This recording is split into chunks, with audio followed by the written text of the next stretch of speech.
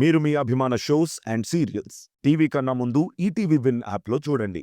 Download and subscribe to ETV win app. 99 రూపాయలు మాత్రమే. మౌన పోరాటం మౌన పోరాటం. నమస్తే సార్. నమస్తే మేడం, కూర్చోండి మేడం. Thank you. మీ మీద పెట్టిన కేసుని కోర్టు కొట్టేసిందని ఇప్పుడే తెలిసింది. Yes sir. ద్వారక విషయం గురించి కూడా జడ్జి గారు తీర్పులో మాట్లాడారు. Is it? కానీ మేము ద్వారక మీద ఎంక్వైరీ పూర్తి చేయలేదు, అతన్ని కోర్టులో ప్రొడ్యూస్ చేయలేదు. ఎస్ సార్, నేను అందుకే వచ్చాను. ద్వారక ఏ నేరం చేయలేదని రుజువు చేసే సాక్ష్యం ఒకటి మీకు చూపించాలని వచ్చాను. ఏంటి మేడం అది? అందులో ఒక వీడియో ఉంది, చూడండి. Okay madam.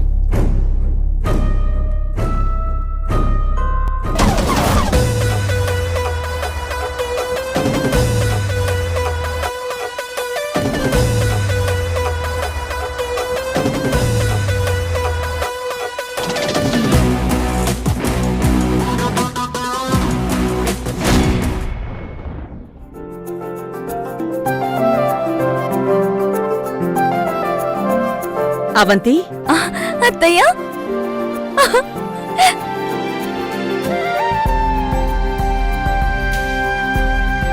అత్తయ్య, నువ్విప్పట్లో కనబడవేమోనని నిన్ను జైలుకి పంపించేస్తారని ఎంత భయపడిపోయానో తెలుసా? మనం తప్పు చేయనప్పుడు 1% కూడా భయపడాల్సిన అవసరం లేదు. వాళ్ళు దొంగ సాక్ష్యాలు చూపిస్తే నీకు శిక్ష పడిపోయేది కదత్తయ్యా. శిక్ష పడితే కష్టపడతాం గాని ఆ కష్టానికి భయపడతావా? తప్పు చేసినప్పుడు మాత్రమే మనలో భయం పుట్టాలి. రిలీజ్ అయి వచ్చేసింది కదా, ఎన్ని మాటలైనా చెప్తుంది.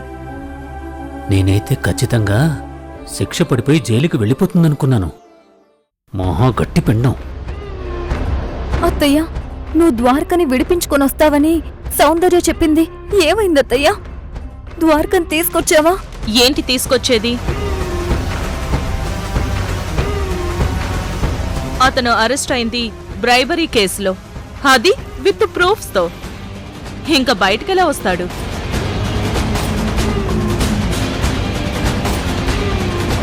వీళ్ళు అనుకున్నంత ఈజీ కాదమ్మా ద్వారకను బయటికి తీసుకురావడం. ఏమత్తయ్యా, ఏమైంది? ద్వారకని విడిపించలేదా? చెప్పండి అత్తయ్యా, వాళ్ళేమన్నారు? అత్తయ్య, ద్వారక దూరం అయిన దగ్గర నుంచి ఎన్ని రోజులుగా బతికి చేస్తున్నట్టుగా ఉందత్తయ్యా. నా ప్రాణాన్ని నాకు మళ్ళీ ఎప్పుడు తిరిగిస్తున్నావత్తయ్యా? చెప్పత్తయ్యా. అమ్మ మీద ప్రేమ అమ్మ ఒడిలోంచి నాన్న గుండెల మీదకి చేరి, నాన్న గుండెల మీద నుంచి భర్త గుండెల్లో నిలబడి, చివరికి పిల్లల్ని గుండెల్లో పెట్టుకోవడంతో పూర్తవుతుంది. నీ భర్త మీద నీ ప్రేమ నిలబడుంది. నా ప్రేమ నా కొడుకుల మీదుంది. నాకింకో దారి లేదవంతి. ద్వారకని బయటికి తీసుకురావడం ఒక్కటే నాకున్న దారి. లేదంటే నా గుండెల్లో బాధ తగ్గదు. బయటకు తీసుకొచ్చేద్దాం అనుకోగానే తీసుకొచ్చేయడానికి అదేమన్నా మన ఇంట్లోని రూమా? Jail room. దాంట్లోంచి బయటకు రావాలంటే అంత ఈజీ కాదు.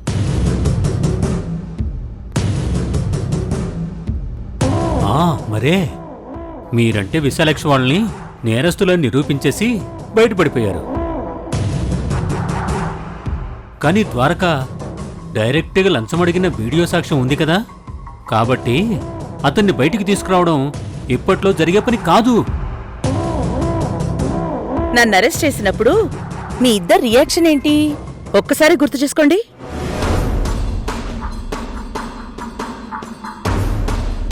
వాట్? అవునా?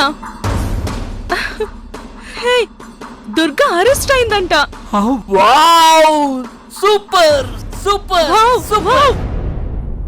ఇంకా ఈ దుర్గా చాప్టర్ క్లోజ్. yes. మరిప్పుడు నేను బయటకు వచ్చేసాను కదా. నేనొచ్చానంటే నా కొడుకుని తీసుకురాకుండా ఎలా ఉంటాను?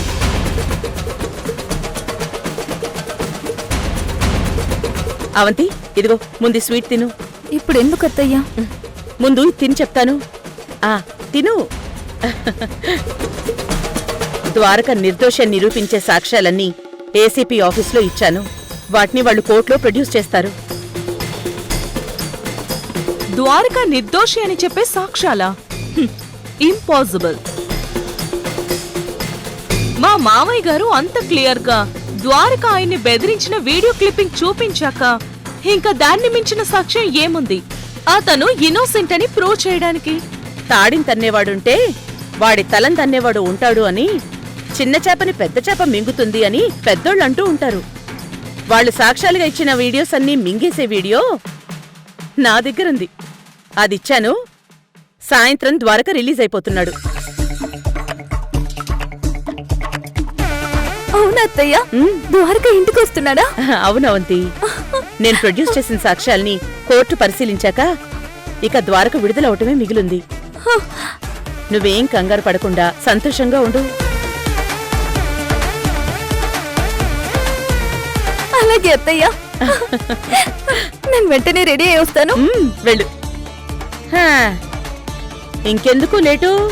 మీరు మీ బావకి వెల్కమ్ చెప్పడానికి ఏర్పాట్లు చేసుకోండి.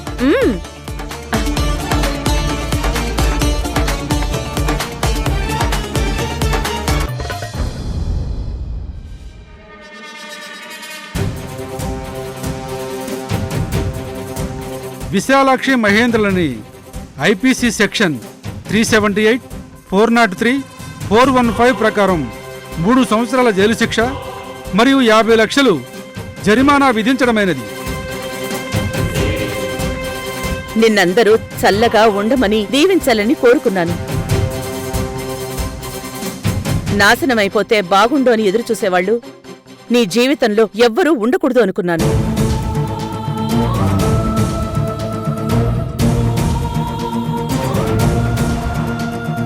మామ్, డాడ్ ఇద్దరు అరెస్ట్ అయ్యారు. మేము మిస్టేక్స్ చేశామని ప్రూవ్ అయింది. ఇక నేనొక్కదాన్ని ఇక్కడ ఎలా ఉండాలి? నాకు ఎవరున్నారని ఉండాలి. సౌందర్యతో ఈ ఇంట్లో అందరితో నేను చాలా రూడ్ గా బిహేవ్ చేశాను. అందరినీ అవమానించాను. ఇక అందరి ముందు ఏం తెలియనట్టు ఏ మొహం పెట్టుకొని తిరగాలి?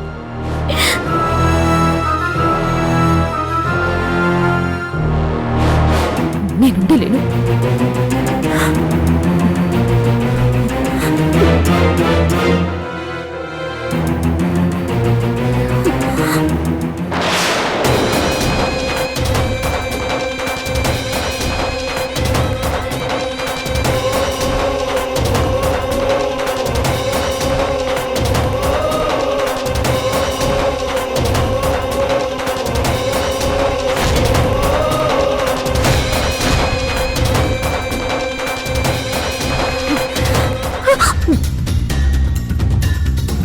ఏం చేస్తున్నావు రుద్రా? నేనెందుకు బతకాలి? ఇంత జరిగిన తర్వాత నేనెందుకు బతకాలి? నేను చచ్చిపోతాను. ఏ మాటలవి? నువ్వు చావాల్సినంత కష్టం ఏమొచ్చింది? ఎంతకంటే ఇంకేం కష్టం రావాలి? నన్ను ఒంటరిగా వదిలేసి వాళ్ళు జైలుకి వెళ్ళిపోయారు. ఇంకా నేను ఒక్కదాన్ని ఏం చేయాలి? అరే, అందుకే చచ్చిపోతాను.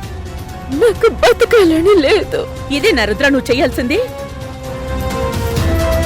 మీ అమ్మ నన్నలు నేరం చేశారు కాబట్టే కదా జైలుకు వెళ్లారు. వెళ్ళిన వాళ్ళు అక్కడే ఉండిపోరు. శిక్ష పూర్తయ్యాక బయటకు వచ్చేస్తారు. వాళ్ళు వచ్చేసరికి నువ్వు లేకపోతే అప్పుడు వాళ్ళ పరిస్థితి ఏంటి? ఎంత ఏడుస్తారు నీకోసం? నువ్వెన్ని చెప్పినా నేనుండలేను. ఏయ్ పిచ్చిదానా, ఒక కష్టం రాగానే చనిపోవడమే పరిష్కారం అయితే ఒక్క మనిషి కూడా ఈ భూమి మీద మిగిలుండడు. నమ్మకం లేకపోతే రోడ్డు మీదకెళ్ళి ఒక రోజంతా నీ కంటికి కనిపించిన ప్రతి ఒక్కరిని అడుగు, నీకు కష్టం ఏదైనా ఉందా అని. అసలు ఏ కష్టము లేని మనిషి ఒక్కడు కనబడితే అప్పుడొచ్చి నీ ప్రాణం తీసుకో. చుక్క నీరు దొరకని ఎడారి ప్రాంతంలో నువ్వు లేవు. ఎటు నుంచి బాంబులు పడతాయో తెలియని భయంతో బ్రతికే దేశంలో నువ్వు లేవు. నీకు కాళ్లున్నాయి, చేతులున్నాయి, కళ్ళున్నాయి. నిన్ను ప్రేమగా చూసుకోవడానికి మేమున్నాం. నీకేదో అయిపోయిందని నువ్వు ఆ టాబ్లెట్స్ మింగాలనుకున్నావే, మరి చూపులేని నా చెల్లెల్ని మీ అమ్మ వాళ్ళు పెట్టిన టార్చర్కి తను ఎన్నిసార్లు చావాలి? నీ వయసులో ఉన్న సౌందర్య ఇంకెన్నిసార్లు చావాలి? నువ్వు చావాలి అనుకుంటున్న కారణం చాలా చిన్నది, కాని బ్రతకాలి అనుకుంటే, జీవితాన్ని సాధించాలి అనుకుంటే నా కళ్ల ముందున్న ఇన్స్పిరేషన్ స్టోరీస్ చాలా గొప్పవి. నిన్ను బ్రతికించడానికి ఎవరూ అక్కర్లేదు, సౌందర్య ఒక్కతి చాలు. అవును రుద్ర, నీకు బాధొచ్చినా కోపం వచ్చినా ఎంత పెద్ద కష్టం వచ్చినా నీకంటే కష్టపడినా నీకంటే గొప్పగా బ్రతుకుతున్న సౌందర్యం చూడు. నీకు ఎలా బ్రతకాలో ఎందుకు బ్రతకాలో తెలిసిపోతుంది. పెద్ద చదువులు లేకపోయినా తన కంపెనీలో తను చూసుకోగలిగే స్థాయికి చేరుకుంది. బాగా చదువుకున్న నువ్వు ఇదిగో ఇలా. అయినా నీకు తనకంటే చాలా పెద్ద స్థాయిలో ఉండాలని టార్గెట్ ఉంది కదా. మరి అలాంటి టార్గెట్ ఉంచుకుని చచ్చిపోతే నువ్వు ఓడిపోయినట్టా గెలిచినట్టా? నీ టార్గెట్స్ చాలా మంచివి రుద్ర, దాన్ని సాధించు.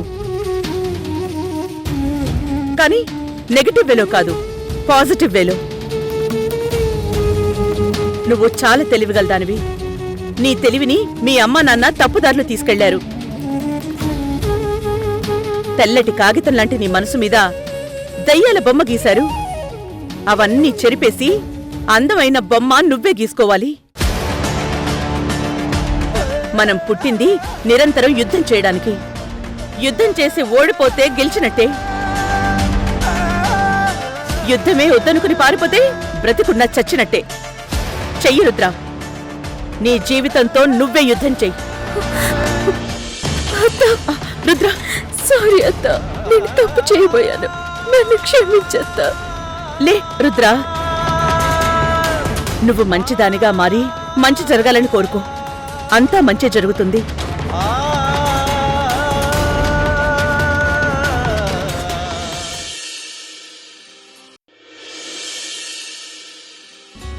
ఎక్కడికి పంపిస్తారు? ఏం అక్కర్లేదు, పెద్దమ్మ వస్తుంది కదా, వచ్చాక చెప్తుంది ఏం చేయాలో. అమ్మగారు కాఫీ. ఆ అమ్మాయి గారు కాఫీ.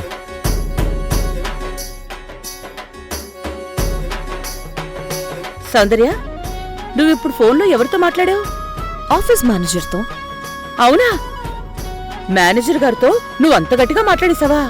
అవునమ్మా, మాట్లాడకపోతే ఎలా? అంటే అవతలున్నది ఒక మేనేజర్ కదా. మేనేజర్ అయినా బోర్డు మెంబర్ అయినా కంపెనీ గుడ్ విల్ ని పాడు చేసే పనులు చేస్తుంటే సైలెంట్ గా ఎలా ఉంటానమ్మా? ఇది మన కంపెనీ మాత్రమే కాదు, ఎంతో మందికి కడుపు నింపే కంపెనీ. అంటే వాళ్ళందరికీ కంపెనీలో వాటా ఉన్నట్టే కదా. మరి అంతమందున్న కంపెనీకి చెడ్డ పేరొచ్చే పనులు చేస్తున్న మనిషిని కంపెనీ యజమానిగా మనం కంట్రోల్లో పెట్టకపోతే అంతమంది కార్మికుల జీవితాలకి చెడు చేసినట్టు అవుతుంది కదమ్మా. సౌందర్య, చెడు గురించి మాట్లాడుతున్నావేంటి? ఏం జరిగింది?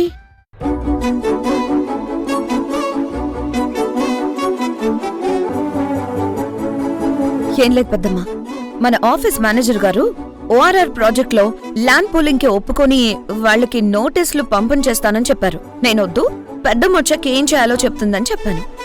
గుడ్, చాలా మంచి పని చేశావు. వాళ్ళకి నోటీస్ పంపిస్తే వాళ్ళు కోర్టుకెళ్లే అవకాశం ఉంటుంది. కోర్టులో మన కంపెనీని రెడ్ మార్క్ లో పెట్టమని గవర్నమెంట్ కి సజెస్ట్ చేసినా చేస్తుంది. అప్పుడు మన కంపెనీ రెప్యుటేషన్ మొత్తం పడిపోతుంది.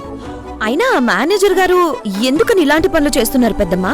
ఆయన మహేంద్ర మనిషి, మహేంద్ర వల్ల లాభం పొందిన మనిషి. అందుకే మహేంద్ర అరెస్ట్ అయి జైలుకెళ్లినా ఇలాంటి వాళ్లు స్వామి భక్తి చూపిస్తూనే ఉంటారు. అయితే ముందు వెంటనే అతన్ని జాబ్లో నుంచి తీసేసి ఇంటికి పంపించేద్దాం పెద్దమ్మా. ఆహా, ఎందుకంత ఆవేశం? జాబ్లో నుంచి తీసేస్తే ఆయనకి ఈ వయసులో ఇంకో కంపెనీలో జాబ్ దొరకదు.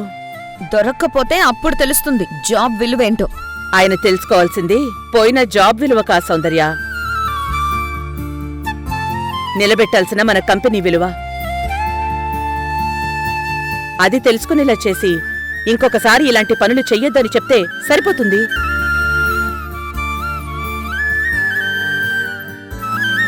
ఇంకో విషయం, ఫ్యూచర్లో కంపెనీ సీఈఓ కావాల్సిన దానివి. ఎప్పుడూ నీ కిందున్న వాళ్ల మీద కోపాన్ని ముఖం మీద మాత్రమే చూపించు, మనసులో కాదు. ప్రేమని గుండెల్లో దాచుకో, మాటల్లో కనబడినివ్వకో. థ్యాంక్ యూ పెద్దమ్మ. అక్కా, నాకివాళ ఎంత సంతోషంగా ఉందో తెలుసా? ఎందుకు? సౌందర్య ఇదివరకు ఎప్పుడు ఎవరికో ఒకరికి భయపడుతూ నోట్లోంచి మాట రావాలంటేనే డౌట్ పడుతూ ఉండేది.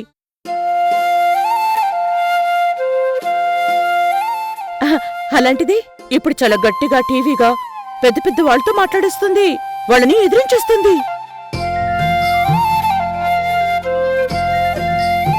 ఇదంతా చూస్తుంటే నాకు చాలా చాలా సంతోషంగా ఉంది. సౌందర్యలో ఇంత మార్పు కారణం నువ్వే అక్క. ఇప్పుడే కాదు జానకి, సౌందర్య ఇంకా చాలా చదవాలి. చదువు జీవితాన్ని చదవాలి. చదువుతాను పెద్దమ్మ, అన్నీ చదువుతాను. అక్క, నువ్వు చెప్పిన మాట నెరవేర్చావు. పెద్దమ్మ, ముందు మనం ఆఫీస్కి వెళ్ళి ప్రాజెక్ట్ డిజైన్లో అలైన్మెంట్ చేసి అప్రూవల్కి పంపించాలి. ఓకే, కానీ ఇప్పుడు మనం ఆఫీస్కి వెళ్లే ముందు ఒక చోటికి వెళ్ళాలి. ఎక్కడికి పెద్దమ్మా? చెప్తాను. అక్కడ మనం చెయ్యాల్సిన పనులు చెయ్యాలి. ఆ పని చేశాకే మిగిలిన ఏ పనైనా చెయ్యాలి. కానీ ఆఫీస్ మీటింగ్కి నేను ఆల్రెడీ పిఏకి ఫోన్ చేసి చెప్పాను, మీటింగ్ మధ్యాహ్నం నుంచి పెట్టమని. సరే సరే వెళ్దాం. జానకి, వెళ్ళొస్తాం. సరే అక్క, బాయ్ మా. సరే రా.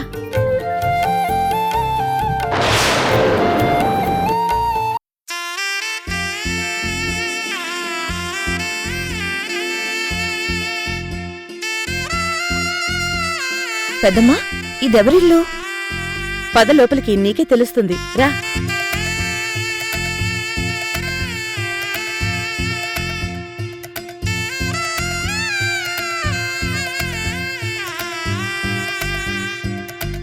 అమ్మా, నేను అందుకే చెప్పాను ఆ రాక్షసిని మార్నింగ్ టైంలో ఇంటికి రావద్దని. ఇప్పుడు చూడు ఎంత లేట్ అయిపోయిందో. అక్కడ ఆఫీస్లో మీటింగ్ స్టార్ట్ అయిపోయి ఉంటుంది. కంగారు పడకు చరణ్, మీటింగ్ ఇంకా స్టార్ట్ అవ్వలేదు. మేడం, నమస్తే. Good morning madam.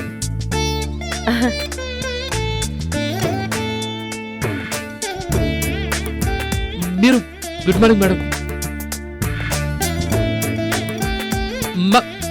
మీరు ఏం చరణ్ మీరు మీరు అంటున్నావు? మేమెవరో నీకు తెలీదా?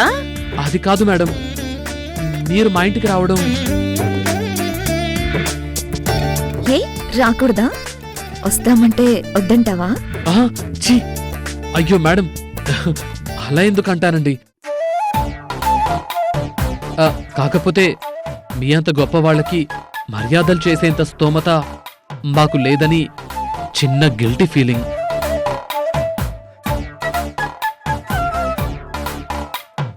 భలే వాడివి చరణ్. నువ్వు మర్యాదలు చేస్తావని ఆలోచించొస్తావా మీ ఇంటికి? అలా అని కాదు మేడం. వాళ్ళంతట వాళ్ళు మీ ఇంటికి వద్దామనుకున్న వాళ్ళు మీ అభిమానానికి ఆప్యాయతకి దాసోహమై వస్తారే కాని అతిథి మర్యాదలు బాగా జరుగుతాయని కాదు.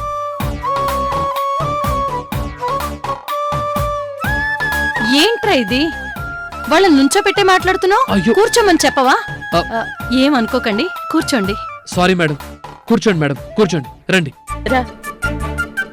రండి కూర్చోండి.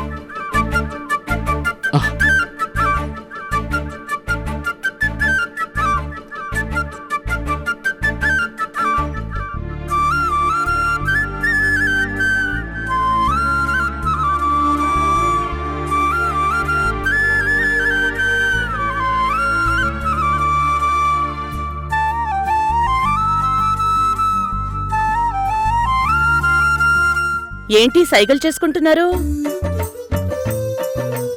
ఏం లేదండి, మీరు ఏం టిఫిన్ చేస్తారో అడగమని. మేము టిఫిన్ కోసం వచ్చామని అనుకుంటున్నారా? అలా అని కాదమ్మా. పోనీ కాఫీ టీ? కాఫీ టీ కోసం అయితే ష్యూర్ గా రాలేదు కదా పెద్దమ్మా. మీరు సడన్ గా అన్ఎక్స్పెక్టెడ్ గా మా ఇంటికి రావడం అయోమయంగా అర్థం కాకుండా ఉంది మేడం.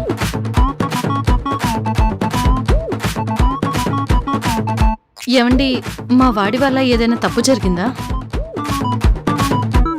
అవును, మీ అబ్బాయి తప్పు చేశాడు, చాలా పెద్ద తప్పు చేశాడు.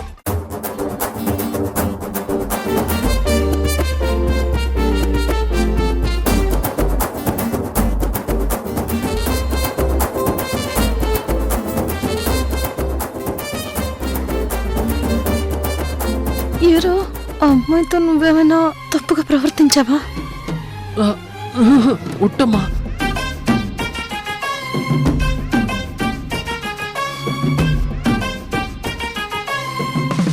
పెద్దమ్మ చరణ్ తప్పుని నిలదీయడానికి వచ్చిందా? ఇదేంటి?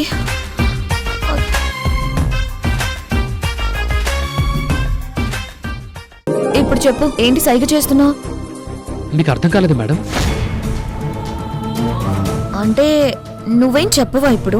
అంటే చెప్పమని అడుగుతున్నారా మేడం?